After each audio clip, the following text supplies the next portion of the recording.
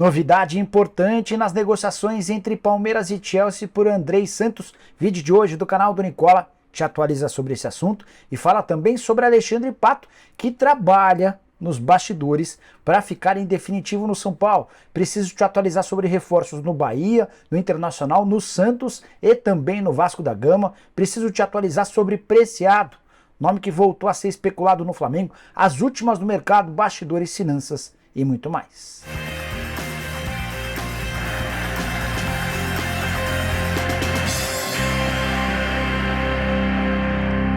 Fala aí pessoal, sou Jorge Nicola, bem-vindos a mais um vídeo do canal. Para quem não me conhece, jornalista trabalhando há um tempão no meio, com passagens por ESPN, Diário de São Paulo, Yahoo, Rádio Bandeirantes, Bradesco, Esportes FM, entre outras. E a missão por aqui é deixar você por dentro das últimas do seu time do coração. Para não perder nada, ativa as notificações, se curtiu o vídeo deixa like, beleza? Bora contar que todo esse conteúdo é um oferecimento de Win, a casa que oferece o melhor bônus do mercado, mais de 500%.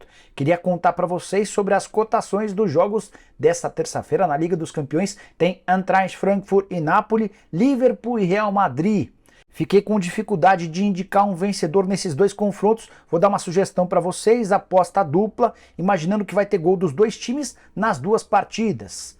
A cotação de 1,66 no jogo do Frankfurt para gol das duas equipes, a cotação é de 1,58 no jogo do Liverpool. Como essa aposta é dupla, a cotação passa a 2,64, vou colocar R$300 com a possibilidade de embolsar R$791. Vale a lembrança de que as duas últimas apostas que eu fiz na Win acabaram dando green. Para apostar comigo é super simples, só pegar o link que está no comentário fixo, faça seu cadastro, preencha todos os dados e não esqueça de usar o código NICOLA500 para ter mais de 500% de bônus. Sempre lembrando, você precisa ter mais de 18 anos para entrar nessa e jogar sempre com responsabilidade, beleza?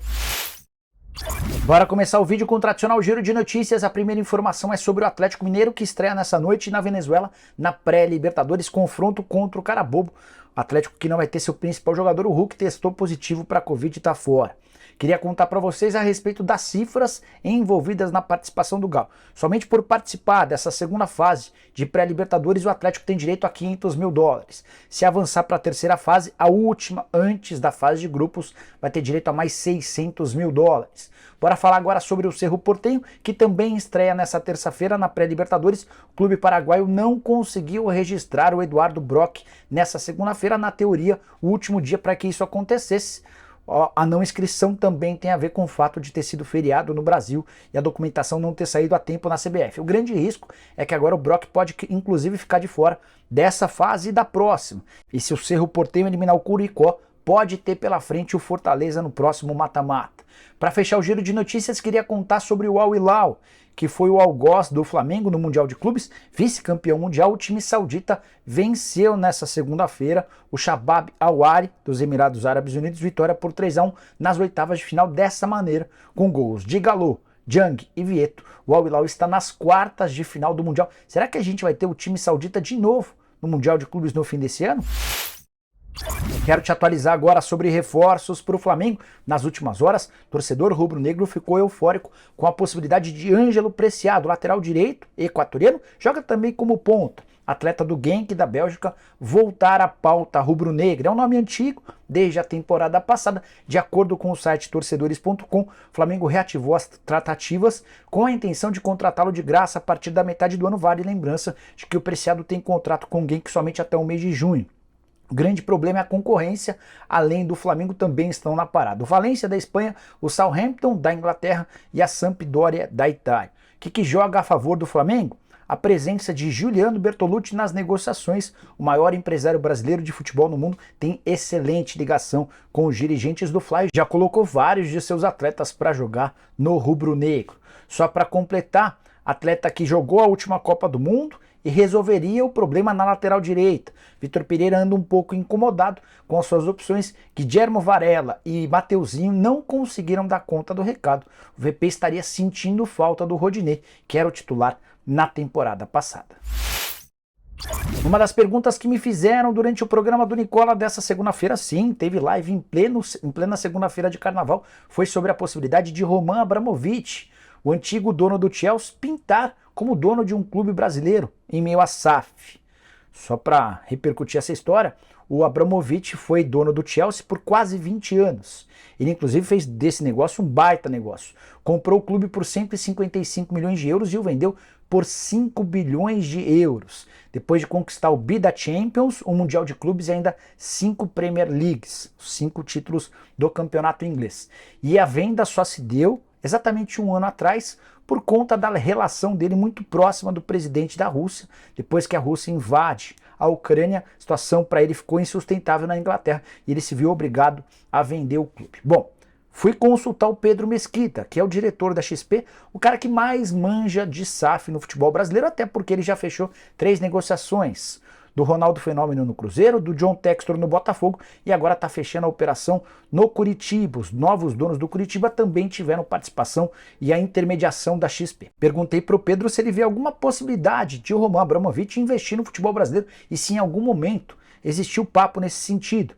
Vale a lembrança de que para fechar para esses clubes, o Pedro precisou conversar com investidores de todo mundo. A resposta do executivo foi a seguinte, abre aspas, nunca existiu nada nesse sentido.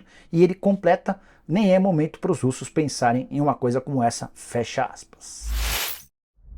Hora de falar sobre o Vasco da Gama, que não vai parar em Manuel Capasso como reforço. Já são 11 contratados. E o 12º pode ser Paulo Henrique, lateral direito de 26 anos de idade, recém-contratado pelo Atlético Mineiro.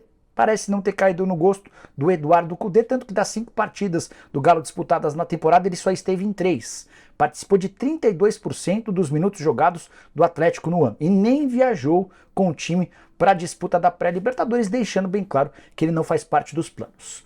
O Vasco já fez uma proposta oficial ao Atlético Mineiro de empréstimo por uma temporada e hoje a grande preocupação é com a concorrência. O Necaxa do México seria outro clube interessado. Te confesso que achei meio esquisita essa história do interesse do Necaxa do México por um jogador que não conseguiu dar conta do recado no Galo, também não havia feito grande temporada com a camisa da Chapecoense.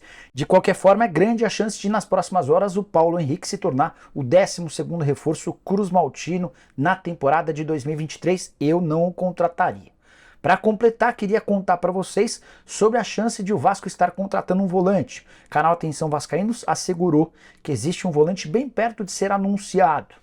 Esse nome ainda não foi revelado, mas uma das especulações dá conta de que Zé Ricardo, que tinha contrato com a América até 31 de dezembro, ou seja, está livre no mercado. Jogador de 26 anos de idade, com toda a carreira disputada no Coelho, e que no ano passado foi alvo de elogios do Maurício Barbieri, então treinador do Red Bull Bragantino.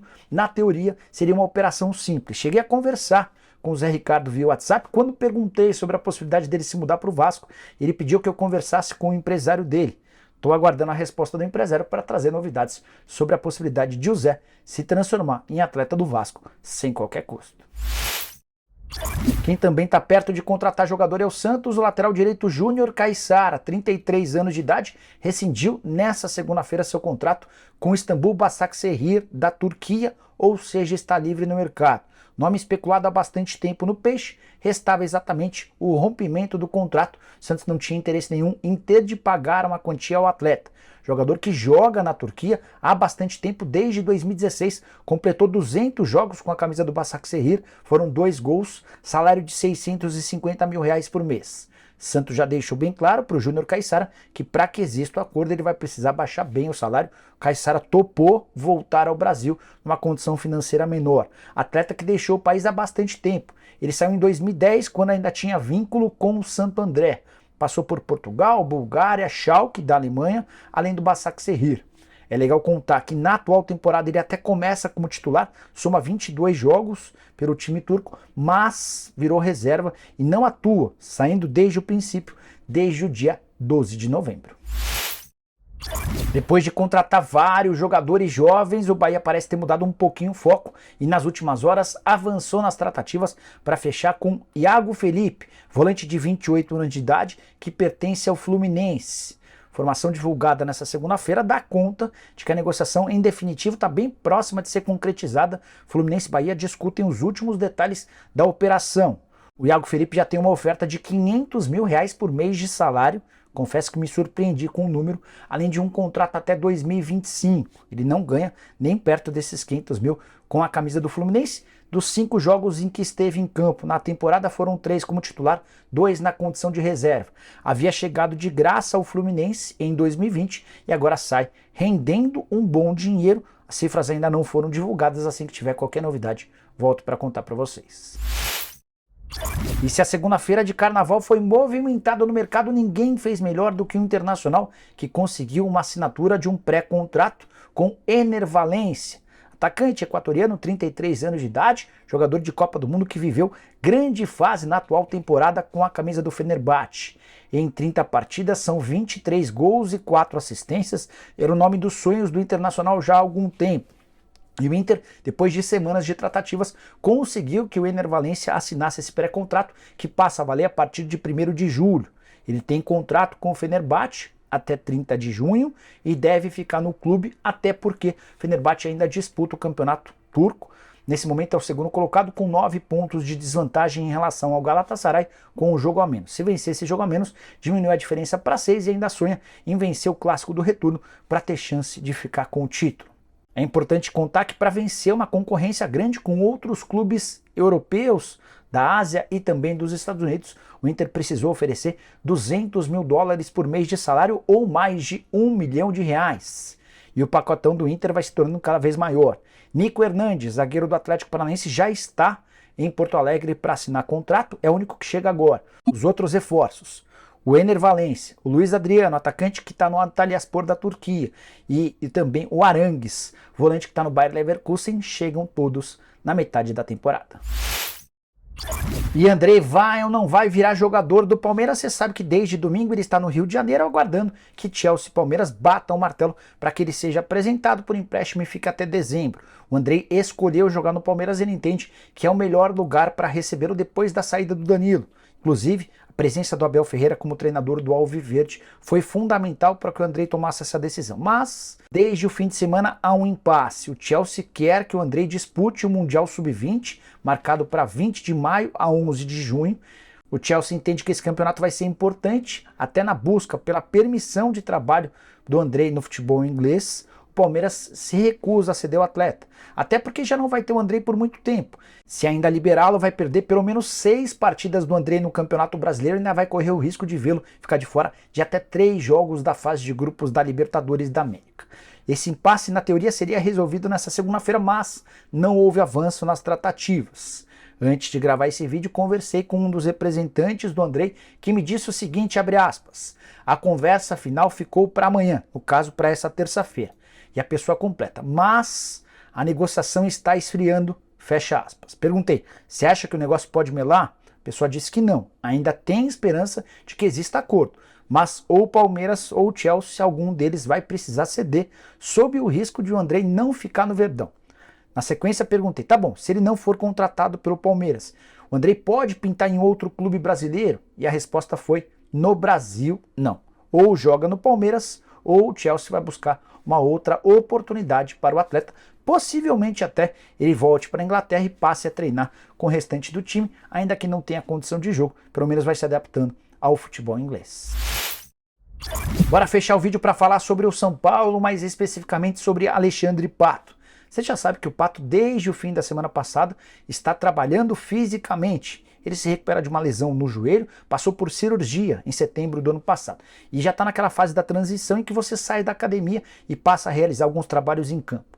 O Pato e o presidente do São Paulo, Júlio Casares, gostariam muito que essa recuperação fosse feita no tricolor e conseguiram convencer o Rogério Ceni a liberá-lo para que terminasse esse processo no São Paulo, mais especificamente no CT da Barra Funda. Mas, por trás disso, e embora ninguém vá admitir, eu posso assegurar para vocês que tanto o presidente do clube quanto o Alexandre Pato adorariam que esse período se transformasse em algo extremamente agradável, que o Pato conseguisse ganhar a confiança do treinador, demonstrasse qualidade nos treinos e pudesse ficar pelo menos até dezembro, e em condições extremamente favoráveis.